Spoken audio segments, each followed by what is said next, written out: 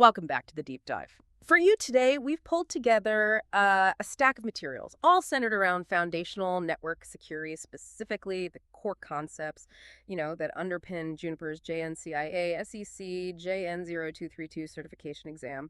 But don't let that exam prep label fool you. This isn't just about passing some tests. It's really about gaining genuine, practical insights. Insights into how modern networks are protected.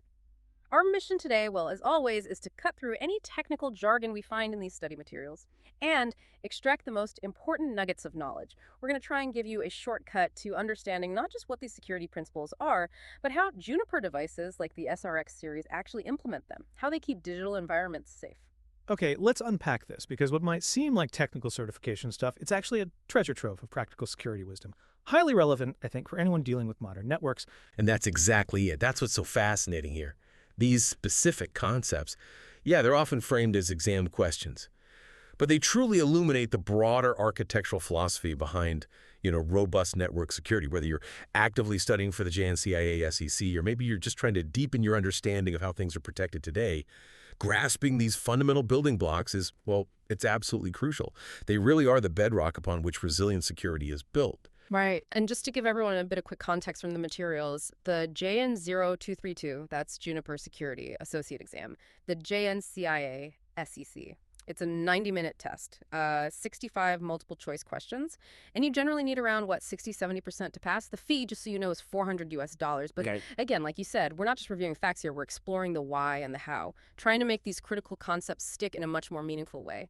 So let's start at the very beginning, the absolute start of secure communication, before any actual data even moves. Even for those who know this stuff well, it's worth revisiting that first handshake and setting up a secure VPN tunnel.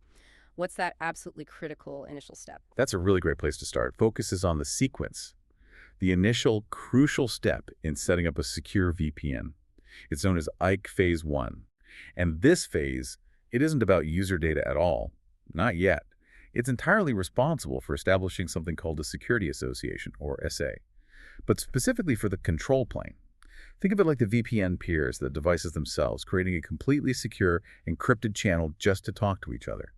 During this phase 1, they authenticate each other, verify identities, and then they negotiate the critical stuff, the encryption algorithms, the authentication methods, hashing functions. All of that gets decided before phase 2, which is where the actual user data traffic comes in.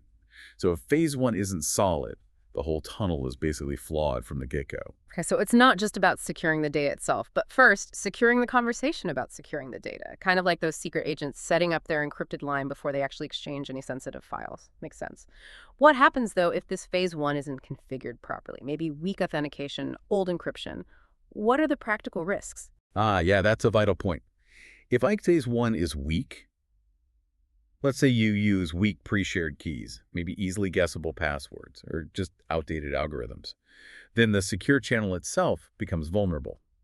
An attacker could potentially intercept or maybe even impersonate one of the VPN peers, and that leads to a compromise of the control plane, which could then allow them to manipulate the tunnel, maybe eavesdrop on the negotiations, or even set up further attacks down the line. That's why strong authentication and up-to-date crypto methods are non-negotiable for phase 1. That makes perfect sense. The strength of that initial handshake dictates everything else. So, okay, we have this secure, trusted channel between our devices now. How do we then effectively control what moves within our own network? Especially on a device like a Juniper SRX, how do we sort of logically carve up our network space to apply security consistently? Right, this brings us neatly to security zones, a really foundational concept in Junos OS. A zone isn't just some arbitrary label, it's a logical grouping of one or more physical interfaces. And this logical grouping idea is incredibly powerful because in Junos OS, policies are always applied between zones. They're not applied directly between individual interfaces or IP addresses. And this architectural choice, it's actually quite brilliant. It drastically simplifies security management. Instead of writing potentially hundreds of really granular policies for every single interface or IP, you create these higher-level rules that govern traffic flow between entire logical segments like trust, untrust, maybe a DMZ. This ensures consistent security enforcement and significantly reduces the chance of misconfiguration. Okay, zones as logical neighborhoods. Policies are the rules for moving between them. I like that. So if that's the case, what's the absolute bare minimum needed for one of these security policies to even be active on an SRX? Can we just point it at, say, one specific interface or maybe an IP address? No, Definitely not. For security policy to be active, to be functional in Junos OS, it must configure both a source zone and a destination zone. Absolutely must. Without those two fundamental pieces, the policy it can't be applied because its whole purpose is to define and regulate traffic flow between these logical segments. You can't have a rule just for traffic going somewhere. Yep. You need to specify which neighborhood it's coming from and which neighborhood it's going to. That ensures a clear, consistent posture. Right. Trying to commit a policy without both zones will just give you an error. That clarifies it. It's all about defining the boundaries of that flow. Okay, so we've got our logical layout secured with zones and policies defined between them. But even before traffic gets permitted across these zones, what's the SRX's immediate, almost knee-jerk defense mechanism against common attacks? What are those screens features we hear about designed to do right at the start? Junos OS screens. Yeah, they're essentially the SRX's first line of defense, like you said, almost instinctual. They're a set of security mechanisms designed specifically to proactively detect and block abnormal traffic patterns. Patterns that indicate an attack might be underway, or maybe someone's just scouting things out. Their primary purpose is preventing denial of service, DLS, and reconnaissance attacks, preventing them from hitting the device itself or your internal network resources.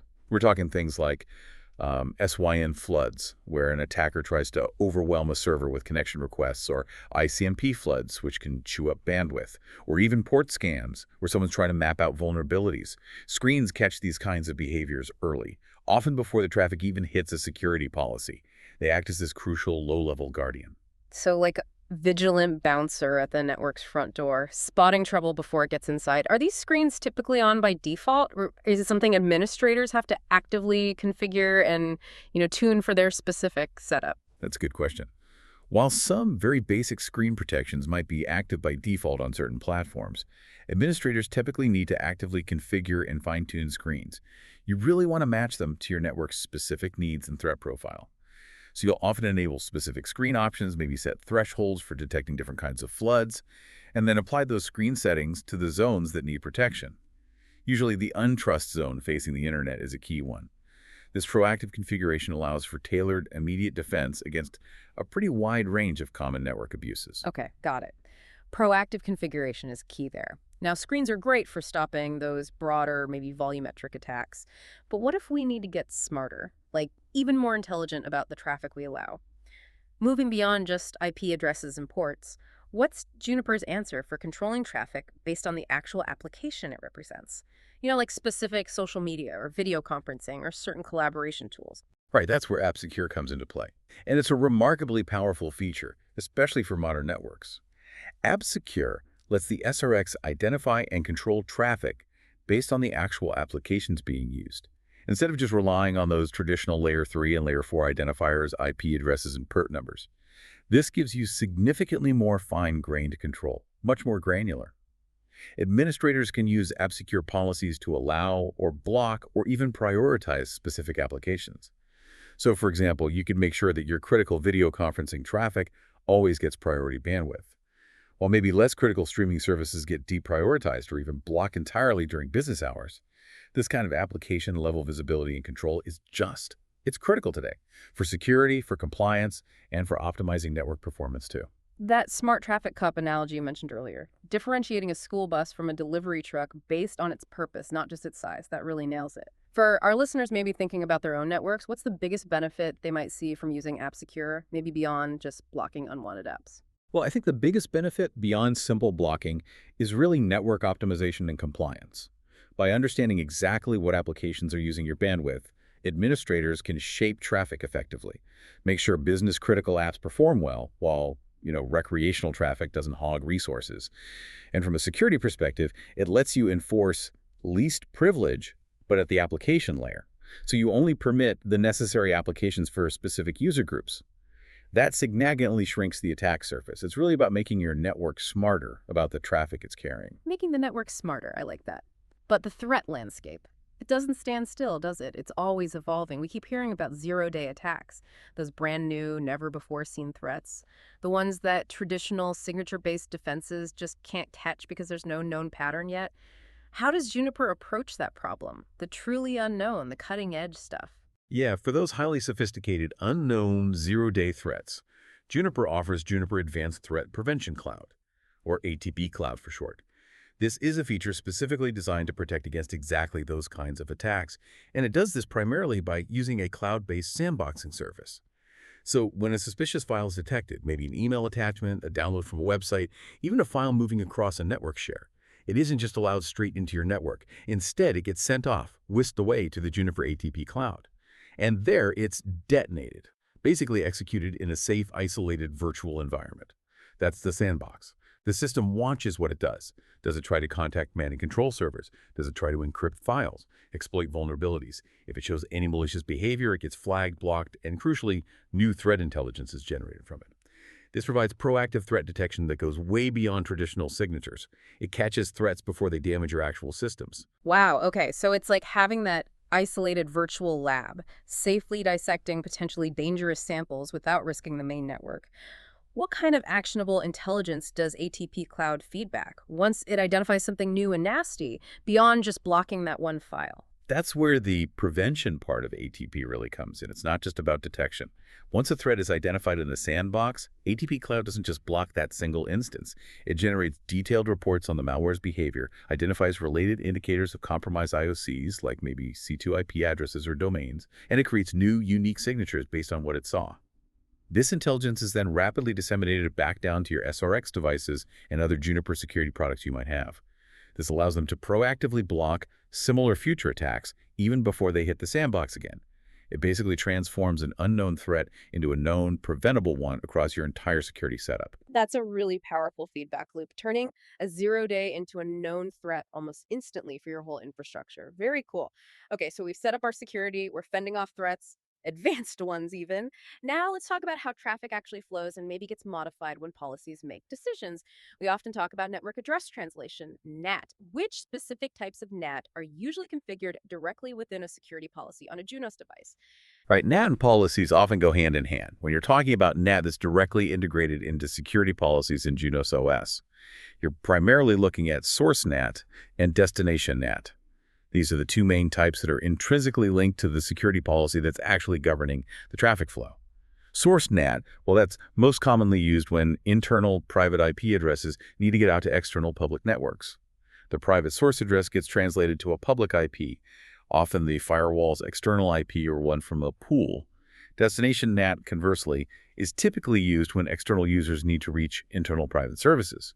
The public destination IP they connect to gets translated to an internal private IP address, like a web server or maybe an email server. They're fundamentally part of the access control decision in the policy. Okay, so source NAT and destination NAT, those are the two big ones tied directly into the policies themselves. That helps clarify things. Let's zoom in on one then. Static NAT, particularly for traffic coming in.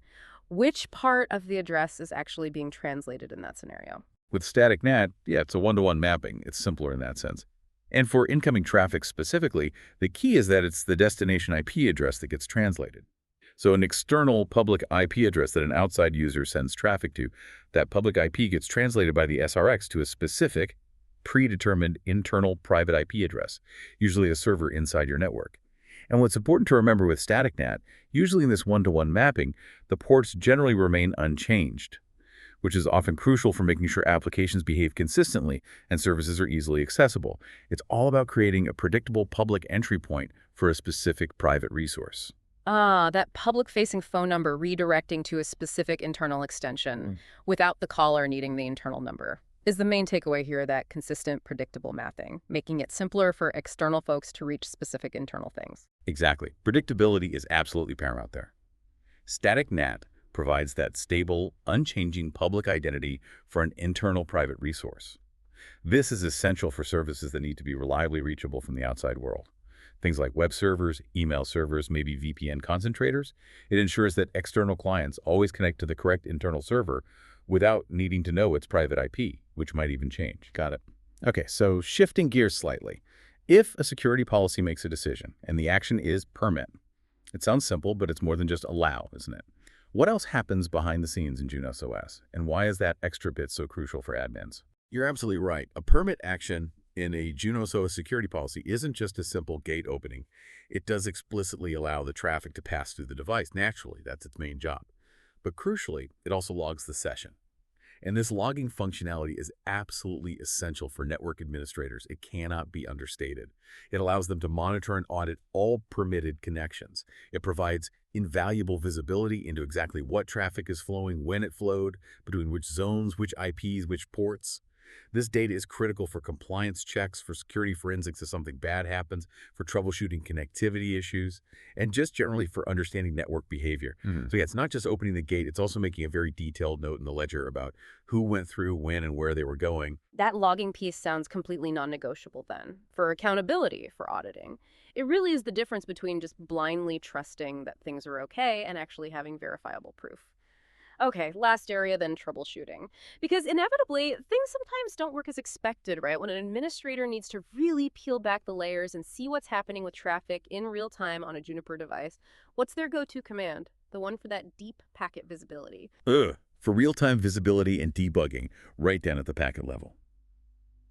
The Monitor Traffic command in Junos OS is an indispensable diagnostic tool, truly invaluable. It provides administrators with a live, real-time view of traffic flow and incredibly detailed packet information. You can literally watch packet-level specifics as they fly across an interface. You can look at headers, sometimes even parts of the payload depending on configuration, and spot anomalies right away. This means you don't always have to set up complex port mirroring or rely on external packet capture tools like Wireshark immediately. You have powerful, built-in visibility right there on the Juniper device itself. It's incredibly effective for diagnosing firewall policy problems, routing issues, NAT misconfigurations, or just any unexpected traffic patterns. That sounds like having X-ray vision for your network traffic. So for someone maybe struggling with a tricky routing or firewall issue, how does Monitor Traffic specifically help cut down that diagnostic time compared to just looking at logs or using external tools? Oh, it dramatically cuts down time because you get immediate granular insight. Right now. Logs tell you what happened eventually, after the fact, but Monitor Traffic shows you how it's happening or maybe why it's not happening packet by packet in real time. You can see instantly if a packet is being dropped by a policy, if the headers look wrong, maybe if it's hitting an unexpected routing path, all without waiting for logs to populate or setting up a potentially disruptive span or mirror port.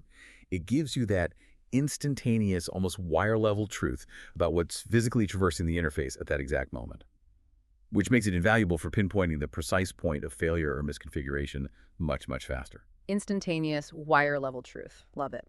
Thank you so much for joining us on this deep dive into these Juniper security essentials today. We really hope this has given you not just a clearer understanding of these concepts from the source materials, but maybe also sparked your curiosity to explore how these principles apply in your own learning or maybe your professional context. Until next time, keep digging deeper.